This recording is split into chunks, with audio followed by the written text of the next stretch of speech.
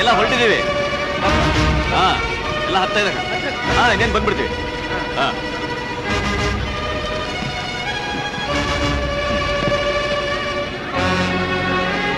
ಹತ್ರಿ ಬೇಗ ಬೇಗ ಬೇಗ. ಆಯ್ತು ಇನ್ಯಾರು ಬರೋರಿಲ್ಲ ಅಣ್ಣ. ಈಗ ನಾವು ಹೊರಡ್ಬೇಕಷ್ಟೇ. ಹೊರಡೋಣ. ಟಿ ರೆಡಿನಾ? ಆಯ್ತು ಹೊರಡೋಣ. ಹತ್ತಿ ಹತ್ತಿ.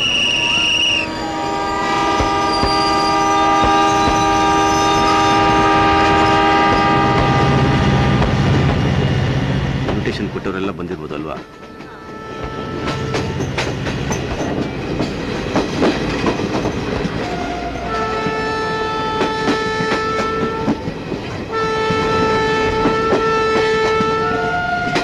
ಎಲ್ಲ ಏರ್ಪಾಡಾಗಿದೆಯಾ?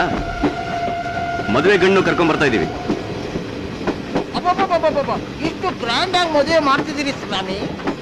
ಇದೆಲ್ಲ ಪುರೋಹಿತರೆ ಗ್ರ್ಯಾಂಡು. ನನ್ನ ಮಗಳು ಮದುವೆ ಮಾಡಿ ಅವತ್ತು ತೊಡೆ ತಟ್ಟಿ ಚಾಲೆಂಜ್ ಮಾಡ್ಬೋದಲ್ಲ, ಆ ನನ್ನ ಮಗನ್ ತೊಡೆ ಕಟ್ಟಿಸಿದ್ರೆ ಗ್ರ್ಯಾಂಡು. ಅವತ್ತು ಅವನ ಅದೃಷ್ಟ ಚೆನ್ನಾಗಿತ್ತು, ಬದುಕೊಂಡ. ಅಲ್ಲ ಸ್ವಾಮಿ, ಈ ಜಗತ್ತಿನಲ್ಲಿ ನಿಮಗೆ ಎದುರು ನಿಂತು ಮಾತಾಡೋನು ಯಾವನಿದ್ದಾನೆ? ಎಲ್ಲಿ ಪ್ರಭು ಜಾಗ ಬಿಡ.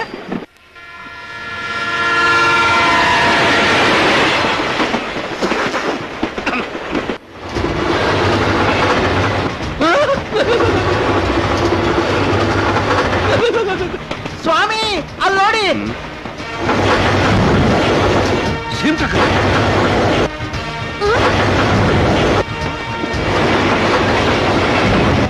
ಏನ್ ಪುರೋಹಿತ ನಿಮ್ದು? ಆಚೆ ನೋಡಿ.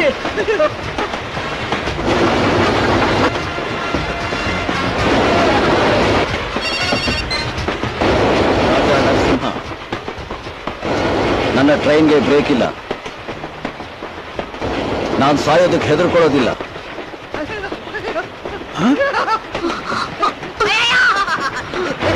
ನಿನಗೆ ಜೀವದ ಮೇಲೆ ಆಸೆ ಇದ್ರೆ ನಿನ್ನ ಜೀವ ನೀನು ಉಳಿಸ್ಕೊ.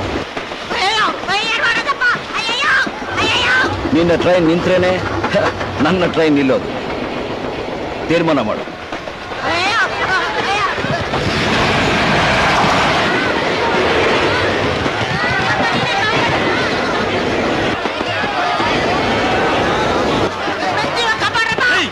ಸುಮ್ಮನೆ ಬರ್ಲಿ ಬಿಡಿ ಅವನು. ನಾವು ಅವನನ್ನು ನೋಡೇ ಬಿಡೋಣ. ಅಯ್ಯೋ, ಈ ಪರಿಸ್ಥಿತಿ ಬದುಕಿದ್ರೆ ತಾನೇ ನೋಡೋದಕ್ಕೆ.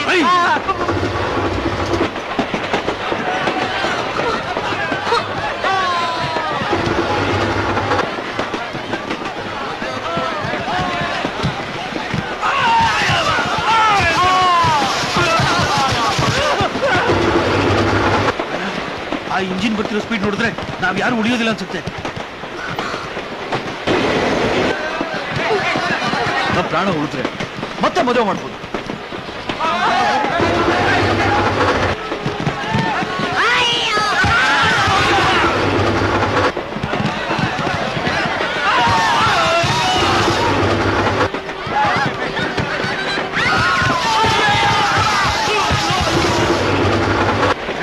ಈ ಟ್ರೈನಲ್ಲಿ ಹೆಂಗಸರ ಮಕ್ಕಳೆಲ್ಲ ಇದ್ದಾರೆ. ನಮ್ಮವರಾಗ್ಲೇ ಹೆದರ್ಕೊಂಡು ಆಚೆ ಧುಮುಕ್ತಾ ಇದ್ದಾರಣ್ಣ. ಆವೇಶದಲ್ಲಿ ನಿರ್ಧಾರ ತಗೊಳ್ಳೋಂಥ ವಿಷಯ ಅಲ್ಲ, ಯೋಚನೆ ಮಾಡಿ ತಗೊಳ್ಳೋವಂಥದ್ದು. ನೀವೇ ಯೋಚನೆ ಮಾಡಿ.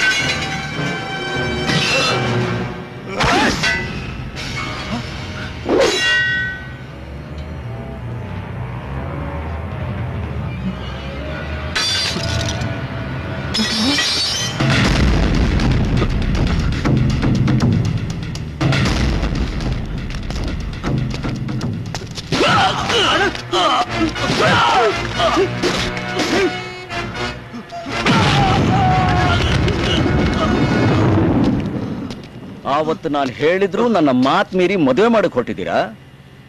ಎಷ್ಟೋ ಧೈರ್ಯ ನಿಮ್ಗೆ. ಆವತ್ತು ಹೇಳಿದ್ನೆ ಇವತ್ತು ಹೇಳ್ತಾ ಇದ್ದೀನಿ. ನಿಮ್ ಮನೇಲಿ ಹುಡುಗಿ ಹುಟ್ಟಿರೋದೇ ನಮ್ಮ ಸೋಮಣ್ಣನ ಮಗನಿಗೋಸ್ಕರ. ಈ ಮದುವೆನ ತಪ್ಪಿಸಕ್ಕೆ ಯಾರಿಂದಾದ್ರೂ ಸಾಧ್ಯ ಇಲ್ಲ. ನಿಮ್ಮ ಮುಂದೆನೆ ನಿಮ್ಮ ಮಗಳನ್ನ ಎಳ್ಕೊಂಡು ಹೋಗ್ತೀನಿ. ಧೈರ್ಯ ಇದ್ರೆ ನಿಲ್ಲಿಸ್ರು. ಹಾ,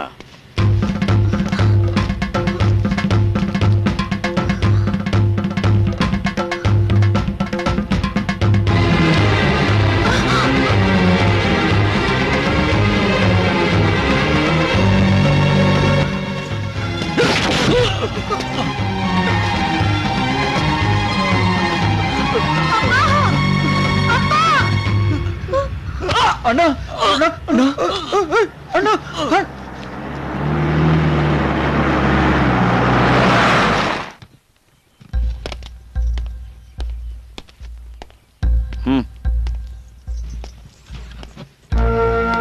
ಸೋಮಣ್ಣ, ಯಾರು ಬಂದಿದ್ದಾರೆ ನೋಡು. ನಿನ್ ಸೊಸೆ ಒಳ್ಳೆ ಸೌಂಡ್ ಪಾರ್ಟಿ, ಚೆನ್ನಾಗಿ ಓದಿರೋ ಹುಡುಗಿ. ನಿನ್ ಮಗನ್ಗೆ ಸರಿಯಾದ ಜೋಡಿ.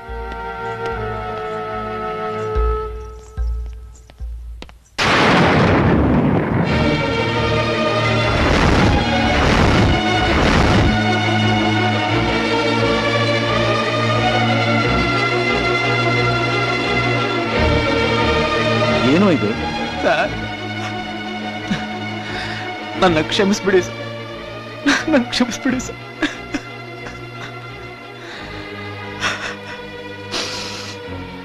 ಸರ್, ನನ್ನ ಕ್ಷಮಿಸ್ಬಿಡಿ ಸರ್.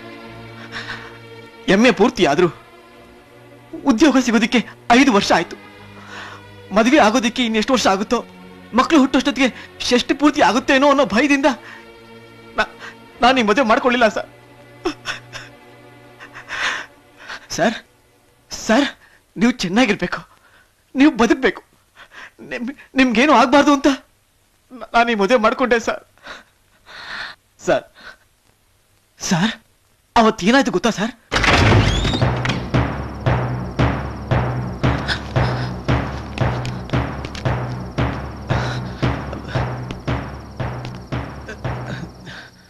ಹೆದರ್ಕೋಬೇಡ, ಸಾಯಿಸಕ್ ಬಂದಿಲ್ಲ, ಹೇಳಕ್ ಬಂದಿದೀವಿ. ನಿಮ್ ಯಜಮಾನ ಬಿರುಗಾಳಿಯಾಗಿ ಬಂದು ನಮ್ಮ ಸೌಂದರ್ಯನ ನಿನ್ ಜೊತೆನೆ ಮದುವೆ ಮಾಡಿಸ್ತೀನಿ ಅಂತ ತೊಡೆ ತಟ್ಟಿ ಸವಾಲ್ ಹಾಕಿ ಹೋಗಿದ್ದಾನೆ. ಏನೋ ಅವನ ಅದೃಷ್ಟ ಚೆನ್ನಾಗಿತ್ತು, ಬದುಕೊಂಡ್ಬಿಟ್ಟ. ಪ್ರತಿದಿನ ಭಾನುವಾರ ಆಗಲ್ಲ ಗೊತ್ತಾ? ಪ್ರತಿ ಸಲ ಬದುಕಿ ಉಳಿಯೋ ಅವಕಾಶ ಸಿಗಲ್ಲ. ಅಕಸ್ಮಾತ್ ಅವ್ನು ಹೇಳ್ದಾಗ ಮಾಡ್ಬಿಟ್ರೆ ದೇವ್ರ ಕುಂಕುಮ ಇಟ್ಕೊಳಕ್ಕೆ ನಿಮ್ಮ ಯಜಮಾನ ತಲೆ ಇರಲ್ಲ. ತಿಳಿಸ್ಬಿಡು.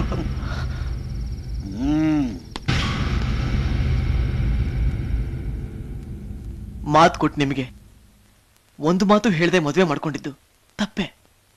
ಆದ್ರೆ ನಿಮಗೇನು ಆಗ್ಬಾರ್ದು ಅಂತಾನೆ.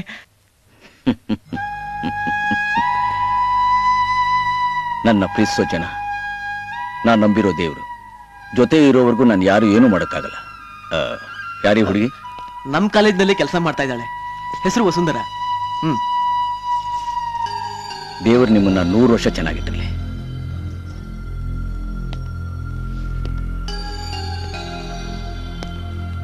ಬನ್ನಿ.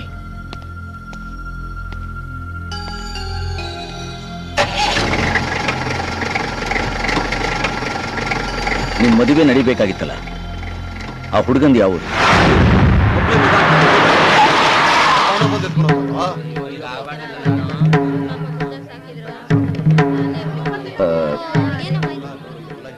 ನಿಮ್ ಮನೆಗೆ ಸೇರ್ಬೇಕಾಗಿದ್ದ ಹುಡುಗಿನ ನಿಮ್ಗೆ ಒಪ್ಪಿಸ್ತಾ ಇದ್ದೀನಿ. ನನ್ನಿಂದ ತೊಂದರೆ ಆಗಿದ್ರೆ ದಯವಿಟ್ಟು ಕ್ಷಮಿಸಿ. ಅಲ್ಲಪ್ಪ, ಮದ್ವೆ ಅಂದ್ರೆ ಏನು ಅಂತ ತಿಳ್ಕೊಂಡಿದ್ಯಾ ನೀನು? ಒಳ್ಳೆ ಸಂಬಂಧ ಅಂತ ತಿಳಿದು ಮದ್ವೆಗೆ ಒಪ್ಕೊಂಡ್ವಿ.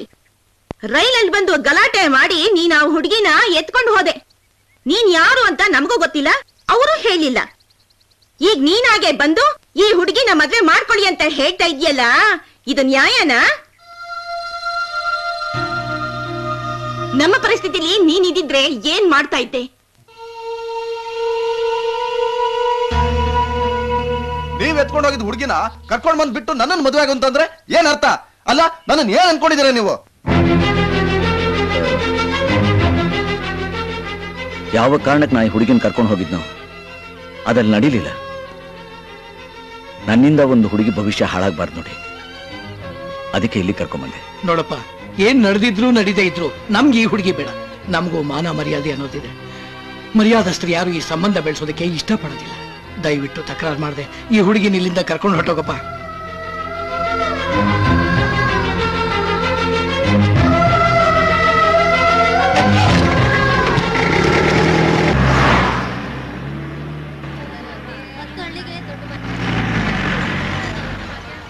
ನನ್ನ ಮಗಳೇ,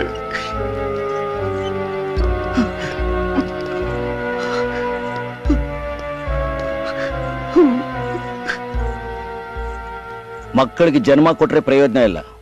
ಅವ್ರನ್ನ ಬೆಳೆಸ್ಬೇಕಾದ್ರೆ ನಮ್ಮ ನಡೆ ನುಡಿ ಚೆನ್ನಾಗಿರ್ಬೇಕು. ಅದು ಮನೇಲಿ ಹೆಣ್ಮಕ್ಳಿದ್ರೆ ತಗ್ಗಿ ಬಗ್ಗಿ ನಡೆಯೋದನ್ನ ಅಭ್ಯಾಸ ಮಾಡ್ಕೊಂಡಿರ್ಬೇಕು. ಇಲ್ದಿದ್ರೆ ಹೀಗೆ ಎಡವಟ್ಟಾಗ್ಬಿಡುತ್ತೆ.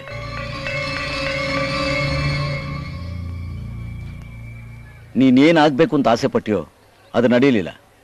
ಏನಾಗಬೇಕಾಗಿತ್ತೋ ಅದಕ್ಕೆ ಅವನ ಅವಕಾಶ ಕೊಡಲಿಲ್ಲ. ಎಲ್ಲ ನೀನೇ ಪ್ರಾರಂಭ ಮಾಡಿದ್ದು, ಅದು ಇಲ್ಲಿಗೆ ಬಂದು ನಿಂತಿದೆ. ಮಾಡಿದುಣ್ಣೋ ಮಾರ ಅನ್ನೋ ಗಾದೆ ಕೇಳಿದೆಯಲ್ಲ, ಅನುಭವಿಸು.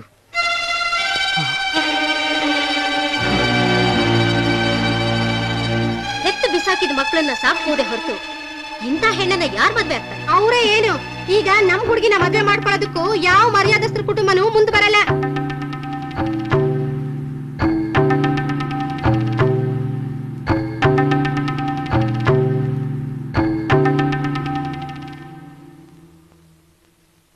ಹೇಳ್ರಿ, ಯಾವನೋ ನನಗ್ ಲವ್ ಲೆಟರ್ ಬರದು ಅಂತ ನಮ್ಮವ್ರು ನಿಮ್ಮವ್ರನ್ನ ಹೊಡೆದ್ರು. ಇವ್ರಿಗೋಸ್ಕರ ನೀವು ನನ್ನನ್ನು ಹೇಳ್ಕೊಂಡ್ ಬಂದ್ರಿ. ನಾನೇನ್ ತಪ್ಪು ಮಾಡಿದ್ದೀನಿ?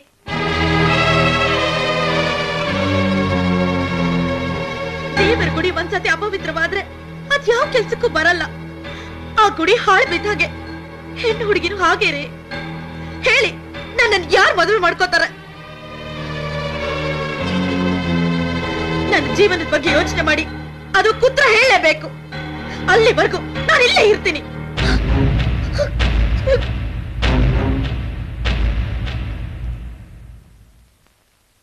ಇವಳು ವರ್ಷೆ ನೋಡ್ತಾ ಇದ್ರೆ ಬರೀ ಉತ್ತರ ಅಲ್ಲ, ವಂಶ ಉದ್ಧಾರ ಆಗೋವರೆಗೂ ಇಲ್ಲೇ ಇರೋ ಹಾಗೆ ಕಾಣ್ತಿದ್ದಾಳೆ. ಇವತ್ತು ಈ ಮನೇಲೆ ಕೂತಿದ್ದಾಳೆ, ನಾಳೆ ನರಸಿಂಹ ಅವ್ರ ಎದೆ ಮೇಲೆ ಕೂತ್ಕೊಂಡ್ಬಿಡ್ತಾಳೆ.